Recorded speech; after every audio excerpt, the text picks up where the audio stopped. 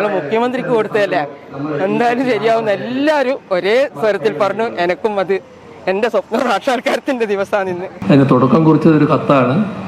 ആ കത്ത് എൻ്റെ ഓർമ്മയൊരു സ്ത്രീ അയച്ചു എന്നാണ്. ഏതായാലും ആ കത്താണ് ഇതിനെല്ലാം ഇടയാക്കിയത് എന്നുകൂടി നിങ്ങൾ അറിയേണ്ടതായിട്ടുണ്ട്. അപ്പോൾ എങ്ങനെയാണ്? നിങ്ങളാണോ അയച്ചത്? അതാണ് ശരിക്കും സത്യം. ഞാൻ അത്ഭുതപ്പെട്ടു പോയി. ആ കത്തിലെത്തിയ വാചകങ്ങൾ മുഖ്യമന്ത്രി പറയുമ്പോൾ ശരിക്കും ഞാൻ അത്ഭുതപ്പെട്ടു പോയി. ഇത്രയൊന്നും ഞാൻ പ്രതീക്ഷിച്ചിട്ടില്ല. ഒന്നുമില്ല, വളരെ കൂളായിട്ട് വന്ന് ഇരുന്ന് പോകുന്നതെന്ന് മാത്രമേ ഉണ്ടായിട്ടുള്ളൂ. പക്ഷെ മുഖ്യമന്ത്രിയും വളരെ കുസ്മകരം. അതന്നെ അദ്ദേഹം എന്നെ നോക്കി.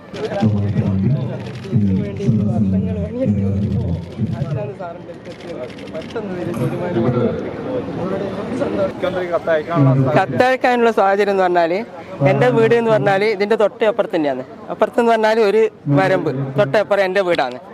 അപ്പോൾ ആദ്യം നമ്മളിവിടെ താമസിക്കുമ്പോൾ പറഞ്ഞു കഴിഞ്ഞാൽ നല്ല പച്ചക്കറിയൊക്കെ നട്ട് അതിന് നല്ലൊരു കൃഷിസ്ഥലവും പിന്നെ പശുക്കളിയൊക്കെ മേയ്ക്കുന്ന അങ്ങനെ ഒരു സ്ഥലമായിരുന്നു.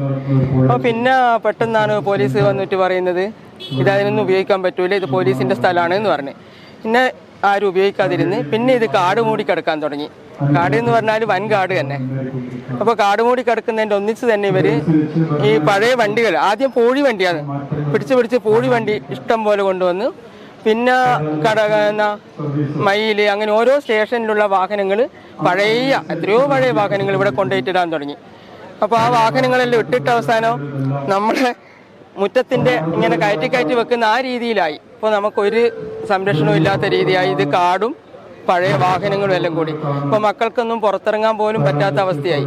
അപ്പോൾ നമ്മൾ പിന്നെ പഞ്ചായത്തിലൊക്കെ പറഞ്ഞു ഇങ്ങനെ ഇത് നമുക്ക് വലിയ ബുദ്ധിമുട്ടുണ്ട് എന്ന് പറഞ്ഞു. അപ്പോൾ ഇത് പോലീസ് സ്റ്റേഷന്റെ സ്ഥലമാണ്, നമുക്കൊന്നും ചെയ്യാൻ പറ്റൂല പറഞ്ഞു. ഈ സ്ഥലം കണ്ടെത്തുന്നതിന് ഇടയാക്കിയ ഒരു ഭാഗവും കൂടി നിങ്ങളുടെ ശ്രദ്ധയിൽപ്പെടണമെന്നാണ് ഞാൻ ഉദ്ദേശിക്കുന്നത്. പ്രത്യേകിച്ച് നാട്ടുകാരുടെ. ഇവിടെയുള്ള ഒരാള് മുഖ്യമന്ത്രിക്ക് ഒരു കത്തയക്കുകയാണ് ഈ സ്ഥലത്തെക്കുറിച്ച് പറഞ്ഞുകൊണ്ട്.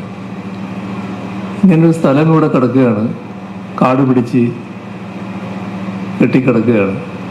കണ്ട മറ്റ് മൃഗങ്ങളൊക്കെ ഇവിടെ വന്ന് ചേരുന്നു, നാട്ടുകാർക്കൊരു ശല്യമായി മാറുകയാണ് എന്നൊക്കെ പറഞ്ഞുകൊണ്ടൊരു കത്തായിരുന്നു. ഇത് എന്തെങ്കിലും പൊതു ആവശ്യത്തിന് വേണ്ടി ഉപയോഗിക്കാൻ പറ്റില്ലേ എന്നായിരുന്നു ആ കത്തിലൂടെ ചോദിച്ചത്.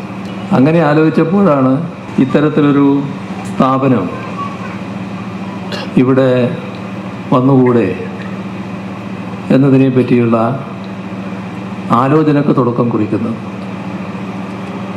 ആ കാലത്ത് മുഖ്യമന്ത്രിയുടെ പ്രൈവറ്റ് സെക്രട്ടറിയായി പ്രവർത്തിച്ച കെ രാഗേഷ് അതുമായി ബന്ധപ്പെട്ട് നല്ല തുടർ പ്രവർത്തനങ്ങൾ നടത്തിയെന്നതും ഞാൻ ഈ ഘട്ടത്തിൽ ഓർക്കുകയാണ്. അന്ന് ഫയർ ആൻഡ് റെസ്ക്യൂ സർവീസസിൻ്റെ തലപ്പത്തുണ്ടായിരുന്നത് ശ്രീമതി സന്ധ്യയായിരുന്നു.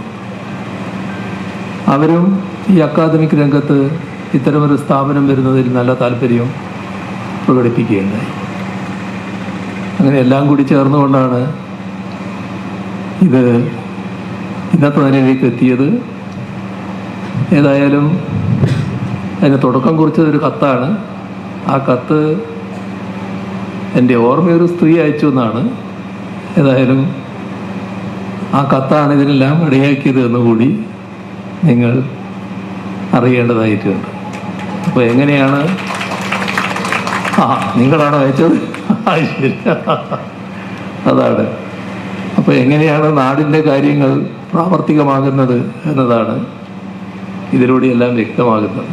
ചിലപ്പോൾ ഇരിക്കട്ടെ ഒരു കത്ത് എന്ന മട്ടിൽ ചിലർ അയക്കുകയാണ് കത്ത്. എന്നാലും അതെല്ലാം നാടിൻ്റെ പ്രശ്നമായി ഗൗരവമായി ആലോചിക്കുന്ന ഒരു സർക്കാരാണ് കേരളത്തിൽ ഉള്ളത് എന്നതുകൊണ്ടാണ് ഈ തരത്തിൽ അത് പ്രയോഗത്തിൽ വരാനിടയായത്. എനിക്കൊന്ന് 17-നാന്ന് തോന്നുന്നു, കൃത്യത ഓർമ്മയില്ല. കണ്ണൂർ SP ഓഫീസിൽ പോയി. അപ്പോൾ സാറവിടെ പിന്നെ മീറ്റിങ്ങിലാണ്, നിങ്ങൾ വെയിറ്റ് ചെയ്യെങ്കിലും ഇരിക്കുമെന്ന് പറഞ്ഞ് അങ്ങനെ ഇരുന്നു.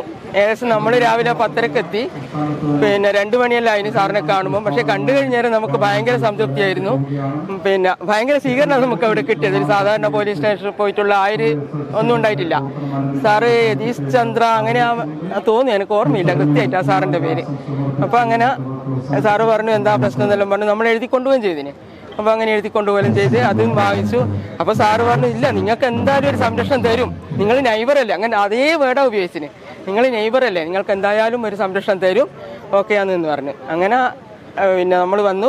രണ്ടാമത്തെ ദിവസം തന്നെ ഇവിടെ അവർ വയക്കേണ്ട മിഷനും കൊണ്ടുള്ള ആൾക്കാരെയാക്കി. ആദ്യം കുറേ പോലീസുകാർ വന്നു, അവരെല്ലാം നോക്കി നല്ല വൃത്തിയായിട്ടതെല്ലാം കാടെല്ലാം വയക്കി തന്നു. പിന്നെ പിന്നെ ഇതാദ്യം ഇതേ പടി തന്നെ. പിന്നെ മുഖ്യമന്ത്രിൻ്റെ ഭാഷയിൽ പറഞ്ഞ അതേ ഇതാണ് ഞാൻ പദാന്ന് ഉപയോഗിച്ചത്. അപ്പോൾ കൃത്യം കത്ത് വായിച്ചെന്ന് എനിക്ക് മനസ്സിലായി. ഇഴജന്തുക്കളും മൃഗങ്ങളും എല്ലാം കൊണ്ട് നമുക്കിവിടെ രക്ഷയില്ല എന്നും പറഞ്ഞിട്ട് തന്നെയാണ് മുഖ്യമന്ത്രിക്ക് കത്തെഴുതിയത്. ആ കത്ത് എഴുതിയിട്ടും അപ്പോൾ പോലീസുകാരെല്ലാം വരും നോക്കുകയെല്ലാം ചെയ്യും. അങ്ങനെ ഒരു പ്രശ്നമായി. പിന്നെ ഇങ്ങനെ പക്ഷേങ്കിൽ ഇവിടെ ക്ലീൻ ചെയ്യലുണ്ട് അവർ വന്ന് ക്ലീൻ ചെയ്യും. പിന്നെയാണ് ഞാനൊരു പ്രാവശ്യം മുണ്ടേരി സ്കൂളിൽ പോയിന്. ഞാൻ ഒരു ടീച്ചറാണെന്നുള്ളതിൽ ആരും ഓരോ പരിപാടിക്ക് അങ്ങനെ പോക്കുണ്ട്. അപ്പോൾ മുണ്ടേരി സ്കൂളിൽ പോയടുത്ത് ആ സ്കൂളിൻ്റെ നിലവാരം കണ്ടതിൽ എനിക്ക് തോന്നി അന്ന് സെക്രട്ടറി ശ്രീ രാജേഷ് സാറ്. പിന്നെ അപ്പോൾ ഞാൻ വെറുതെ വീട്ടിൽ നിന്ന് എൻ്റെ മിസ്റ്ററോട് പറഞ്ഞു, നമുക്കൊരു കത്തെഴുതി നോക്കിയാലോ, ഒന്ന് വിളിച്ചാലോ, ശരിക്കും നല്ലൊരു വികസന പ്രിയനെ പോലെയല്ലേ കാണുന്നത്, അപ്പോൾ ഇതൊന്ന് നമുക്ക് ഒന്ന് ശ്രദ്ധയപ്പെടുത്താൻ വിളിക്കാൻ പറഞ്ഞു. അവർ പറഞ്ഞു, നീ വിളിച്ചോ പറഞ്ഞു. അപ്പോൾ എൻ്റെ അടുത്ത് നമ്പറൊന്നുമില്ല. അടുത്തുനിന്ന് ചന്ദ്രമാഷോട് ചോദിച്ചിട്ട് നമ്പർ വാങ്ങിച്ചു. ഒന്നും രണ്ടും മൂന്നും പ്രാവശ്യം ഒന്നും എടുത്തിട്ടില്ല. അവസാനം ഇനി ഞാൻ ഒരിക്കലും കൂടി എനിക്ക് ഭയങ്കര നിരാശ, എടുക്കാത്തതുകൊണ്ട് റിങ് ചെയ്യും എടുക്കൂല. അപ്പോൾ പിന്നെ ഞാൻ വിചാരിച്ചു ഇനി ഒന്നും കൂടി വിളിക്കാൻ, എന്നിട്ട് ഞാൻ നിർത്തുമെന്ന് പറഞ്ഞു. കറക്റ്റ് രണ്ടാമത്തെ റിങ്ങിൽ തന്നെ ഫോൺ എടുത്തു. അപ്പോൾ സംഭവം എന്തെല്ലാം ചോദിച്ചു. ഞാനെല്ലാം വളരെ കൃത്യമായിട്ട് ഇതേപോലെ കുറേ സമയം തന്നെ സംസാരിച്ചേന്.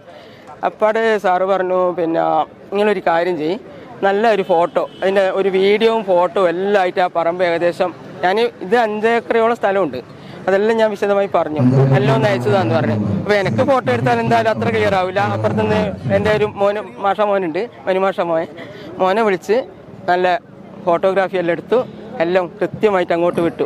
അപ്പോൾ അന്നാമത്തെ ദിവസം നീ നോക്കിയിട്ട് കാണുമ്പോൾ നമുക്ക് മനസ്സിലാവില്ലേ, നോക്കിയിട്ട് കാണുന്നില്ല. വീണ്ടും ഞാൻ വിളിച്ച് അപ്പോൾ നോക്കും പറഞ്ഞ്. പിന്നെ 2 ദിവസം കൊണ്ട് തന്നെ ഒരാഴ്ച കഴിയുമ്പോഴത്തേക്ക് തന്നെ പത്രത്തിൽ ഇങ്ങനെ ഒരു സംഭവം വരുന്നു. പിന്നെ ഇവിടെ ഫയർ ആൻഡ് റെസ്ക്യൂവിൻ്റെ സംഭവങ്ങളെല്ലാം വന്നു. സന്ധ്യാമേടയിൽ ഏറ്റെടുത്തിന് എന്തായാലും നടക്കുമെന്നും പറഞ്ഞു. പിന്നെ ഇവിടെ എല്ലാവരും ഈ കാട്ടിലിറങ്ങാൻ പറ്റാത്തതുകൊണ്ട് എല്ലാവരും നമ്മളെ പറമ്പത്തിൽ വീട്ടിലാണ് വരിക. അപ്പോൾ സംഭവം എല്ലാം ചോദിച്ച് ഇങ്ങനെയല്ലാന്ന് പറഞ്ഞാൽ നിങ്ങൾ മുഖ്യമന്ത്രിക്ക് കൊടുത്തതല്ലേ, എന്തായാലും ശരിയാവുന്ന എല്ലാവരും ഒരേ സ്വരത്തിൽ പറഞ്ഞു. എനക്കും അത് എൻ്റെ സ്വപ്ന സാക്ഷാത്കാരത്തിൻ്റെ ദിവസമാണ് ഇന്ന്. തീർച്ചയായിട്ടും വളരെ എന്ന് വെച്ചാൽ എനക്കെല്ലാം നമ്മളെ പ്രദേശം ഇത്രയായില്ല, പക്ഷേ എങ്കിൽ നമ്മളെ നാട്ടിന് ഈ സ്ഥലം കാട് പിടിച്ചിരുന്നതിന് പകരം ഏറ്റവും സംഗതി വരുന്നതിൽ ഒരുപാട് മുഖ്യമന്ത്രിയോട് കണ്ടു. മുഖ്യമന്ത്രി ശരിക്കും സത്യം ഞാൻ അത്ഭുതപ്പെട്ടു പോയി. ആ കത്തിലെത്തിയ വാചകങ്ങൾ മുഖ്യമന്ത്രി പറയുമ്പോൾ ശരിക്കും ഞാൻ അത്ഭുതപ്പെട്ടു പോയി. ഇത്രയൊന്നും ഞാൻ പ്രതീക്ഷിച്ചിട്ടില്ല, ഒന്നുമില്ല. വളരെ കൂളായിട്ട് വന്നിരുന്ന് പോകുന്നതെന്ന് മാത്രമേ ഉണ്ടായിട്ടുള്ളൂ. പക്ഷെ മുഖ്യമന്ത്രിയും വളരെ കുസ്മകരമാണ് തന്നെ. അദ്ദേഹം എന്നെ നോക്കി. ഓക്കെ.